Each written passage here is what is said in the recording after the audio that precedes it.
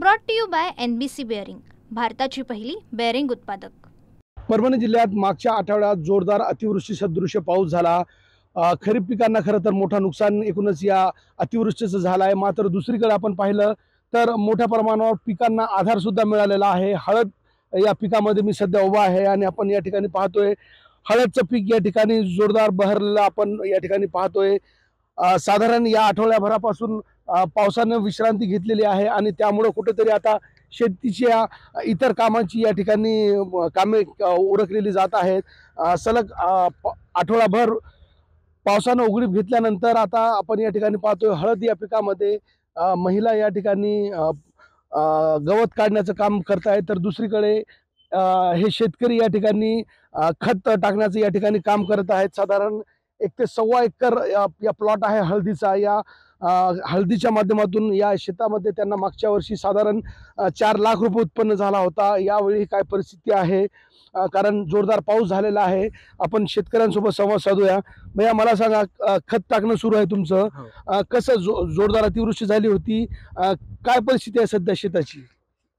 शेतात प्रामुख्याने आता सुरुवातीला हे हळद हे वगैरे चांगले आहेत, पण कापसाचं थोडंफार नुकसान झालेलं आहे। कापसाचं, सोयाबीन, जिथे समजा जमीन जिथं पाणी साचते त्या ठिकाणी नुकसान झालेलं आहे।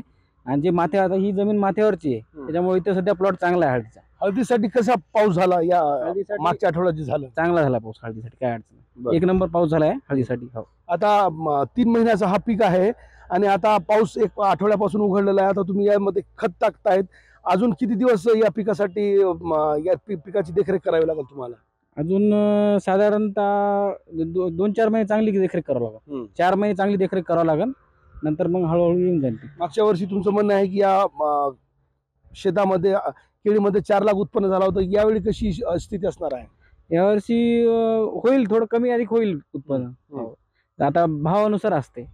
त्या मागच्या वेळेस 13-14 हजार भाव होता हळदीला।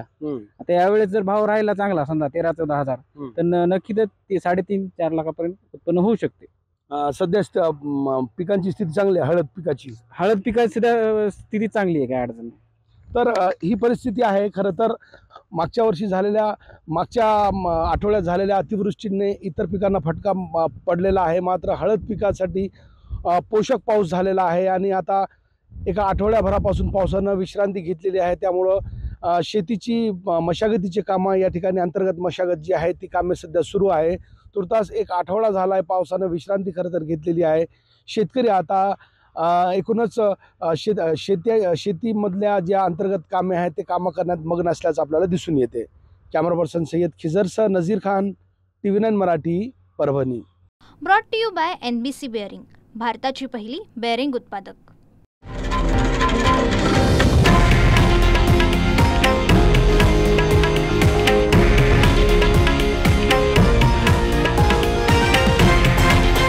हे आहे देशातील नंबर 1 न्यूज नेटवर्क आणि आपण पाहत आहात TV9 मराठी, एकमेव।